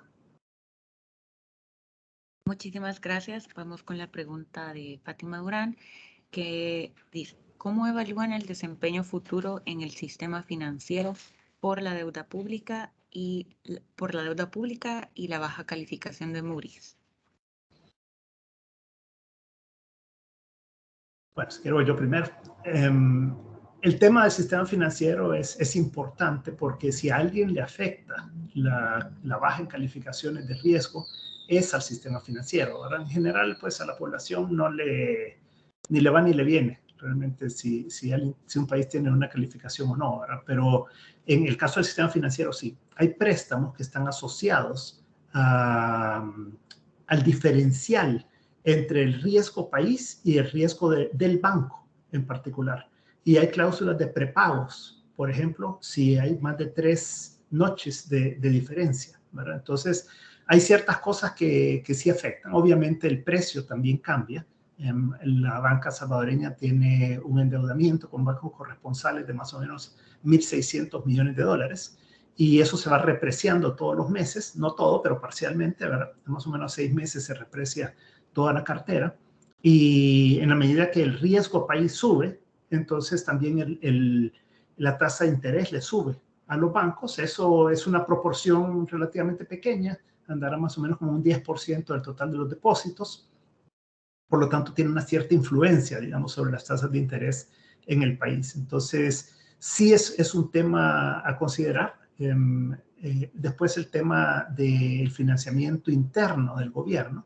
Si al gobierno se le cierran esas fuentes de financiamiento externas y no las logra abrir con un acuerdo con el fondo y la CAF no le da mucho dinero, que yo no esperaría que fuera significativa la cantidad de lo que le puede prestar ahora, el BCE ya dijo que solo 250 millones para apoyo presupuestario. Entonces, todo eso llevaría a que el gobierno tiene que irse a fuentes internas de recursos, si no le funciona el Bitcoin, ¿verdad? Que tampoco creo que vaya a venir una fuente recurrente y limitada de recursos por ahí tampoco, ¿verdad? Entonces, lo que le queda es apretar a los bancos, ¿verdad? Para que le presten más, ¿verdad? Apretar los impuestos, ¿verdad? O sea, subir los impuestos, apretar a las empresas y probablemente a los ciudadanos después, para poder recaudar más impuestos. Todo eso tiene un cierto efecto contractivo, por un lado, y por el otro lado tiene un efecto de incremento de precios, ¿verdad? Y tiene un efecto ahí en el sistema financiero, ¿verdad? Porque si las empresas también dejan de estar tan bien como han estado, también la cartera en mora puede crecer, cosa que se logró resolver bastante el año pasado por ese hecho de que las empresas les fue mucho mejor, se pudo refinanciar durante la pandemia y todo eso pues ha llevado a que la mora esté alrededor del 2%, pero eso podría cambiar también si hubiera un cambio de condiciones económicas, ¿verdad? Entonces creo que al sistema financiero sí le afecta todo esto y al final es un espejo de lo que ocurre en la economía de un país. Habría que decir varias cosas. Nosotros hemos visto el desempeño del sistema financiero en Centroamérica en general, que no ha sido malo, ha sido bastante positivo. Sin embargo, queda siempre la duda de el ciceramiento de la cartera pospandemia. Y eso es una pregunta, algo que uno no está muy seguro todavía y va a depender de cada institución. Los que han podido hacer mayores provisiones, etcétera, van a tener más colchón para enfrentarlo. En cuanto a lo que es el gobierno, se produce el efecto conocido en inglés como crowding out. Entonces, eso quiere decir que se resta recursos al sector privado. Pero, en el fondo, y no acostumbro mucho a hablar de un país en particular, pero en el caso de El Salvador, Es como nos ha pasado a muchos cuando hemos tenido situaciones así. No nos queda más remedio que llegar a un acuerdo con el Fondo Monetario, porque ese acuerdo, más que el dinero que da el fondo, que no es gran cosa, permite restablecer las líneas con diferentes entidades financieras internacionales, facilita que los bancos tengan sus líneas, etcétera, aún a precios, a costos mayores, pero restablece el financiamiento. Entonces, si yo le tuviera que decir algo al gobierno de El Salvador es, encuentren la manera de hacer un acuerdo con el fondo, porque de caso contrario no va a haber fuentes que los puedan apoyar y si van a hacerlo internamente, lo que van a hacer es destruir la economía muy rápido y llevar a un escenario que para nada es recomendable, ¿no?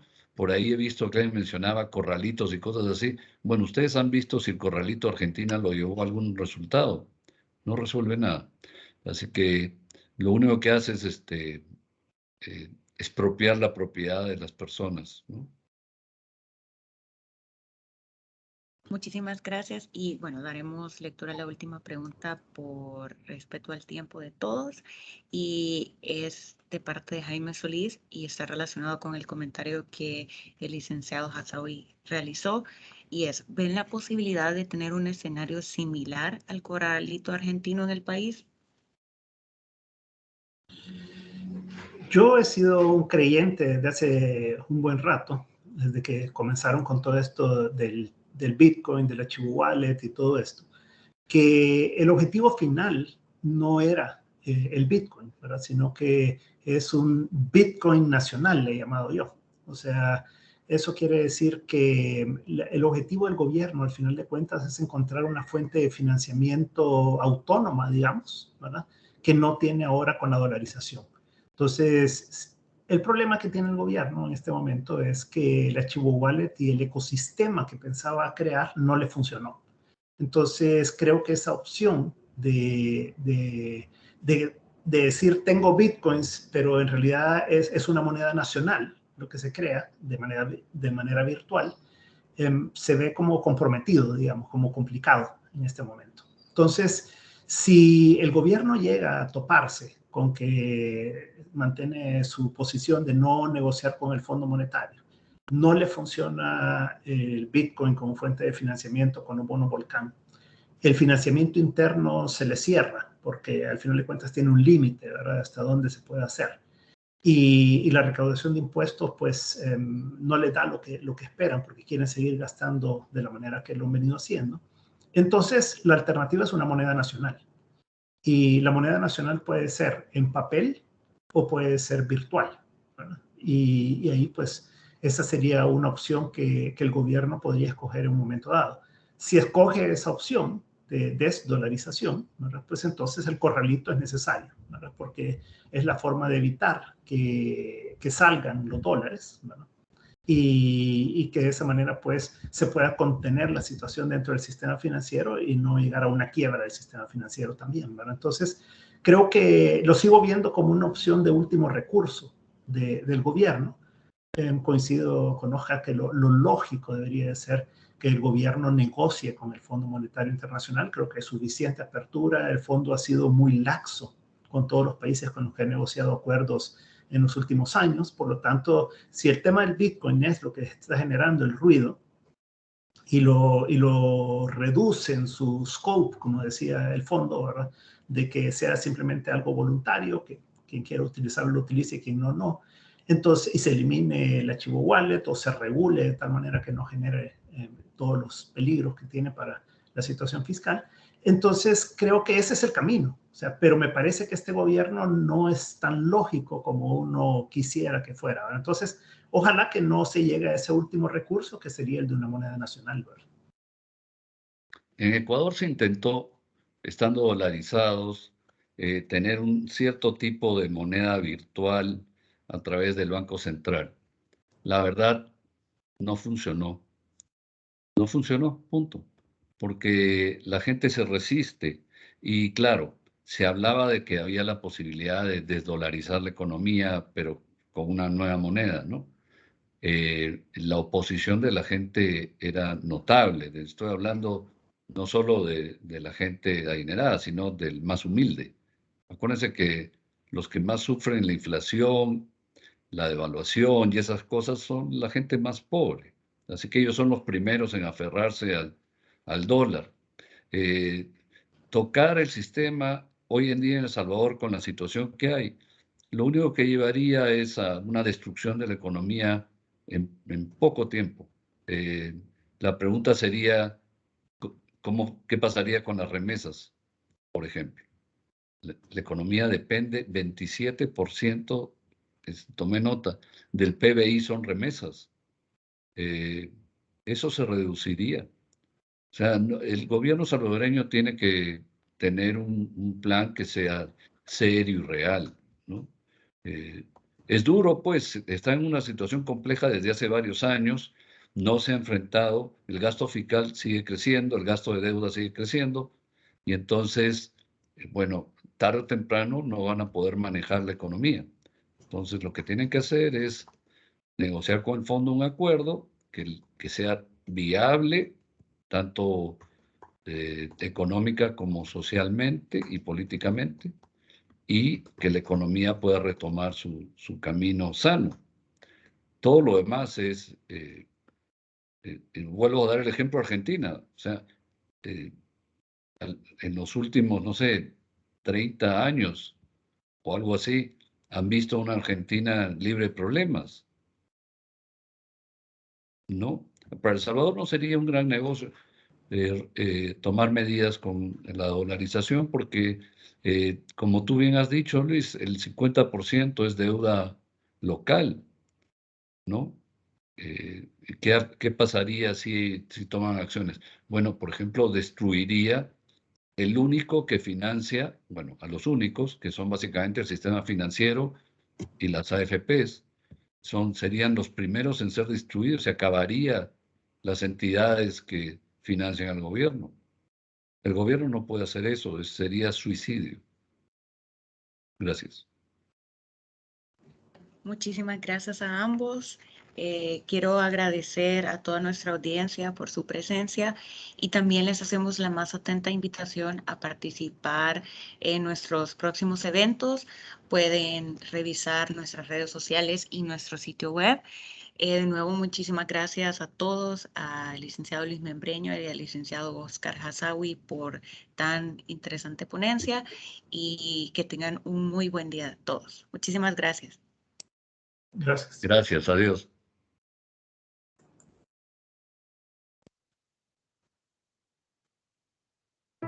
Somos AmCham El Salvador, una institución independiente sin fines de lucro, con más de 45 años en el país.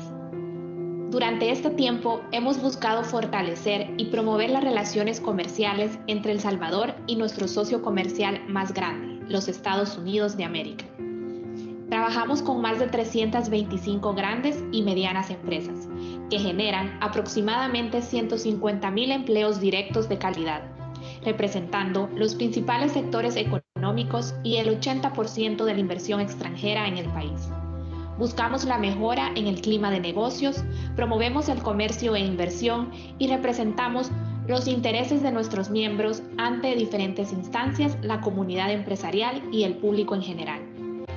En AmCham El Salvador defendemos los principios de la libre empresa y el sistema de libertades individuales, políticas y económicas, para que las empresas puedan crecer y fortalecerse en un clima de negocios favorable. Promovemos el diálogo y entendimiento permanente y mutuo entre el gobierno y el sector productivo, a fin de defender los intereses institucionales de AmCham y sus miembros. Impulsamos la construcción coherente de una visión de país y buscamos consensos mínimos en temas claves que sienten las bases para el desarrollo sostenible, perdurable y sustentable. Apoyamos los esfuerzos para que se establezca la inversión extranjera, especialmente para lograr los beneficios y objetivos de CAFTA. Por eso y más, como representantes de la inversión extranjera, creemos que El Salvador es un país con futuro prometedor. Por ello, continuaremos trabajando junto con nuestras empresas para construir un mejor país. En AmCham El Salvador somos socios confiables.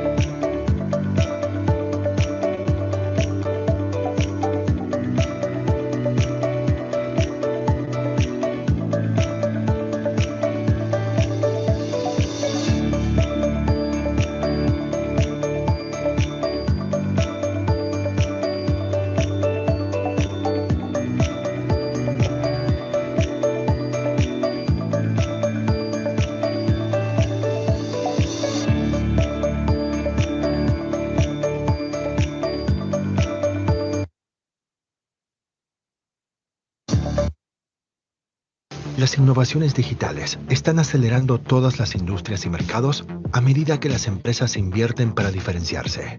Sin embargo, esto también aumenta el riesgo de la empresa. La superficie de ataque digital es mucho más amplia en los endpoints, los bordes de la red y la nube. Además, las violaciones de datos y el ransomware son cada vez más sofisticados. Con Fortinet, puede confiar en que su empresa estará protegida donde quiera que estén las personas, sus dispositivos y sus datos. Fortinet ofrece una plataforma integrada con amplia visibilidad de toda la superficie de ataque, que automatiza y reduce la complejidad de la administración para operaciones rápidas y eficientes. Fortinet hace posible un mundo digital en el que siempre se puede confiar.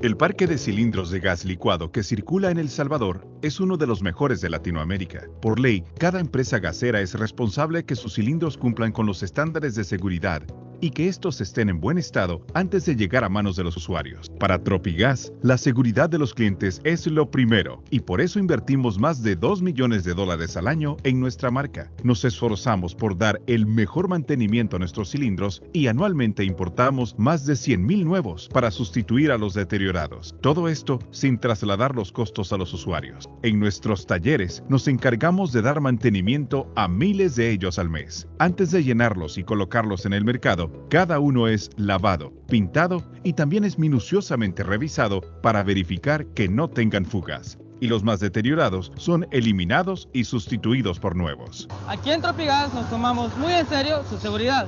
Por eso trabajamos fuerte para entregarles cilindros de buena calidad, seguros y duraderos. Tropigas, la llama de El Salvador.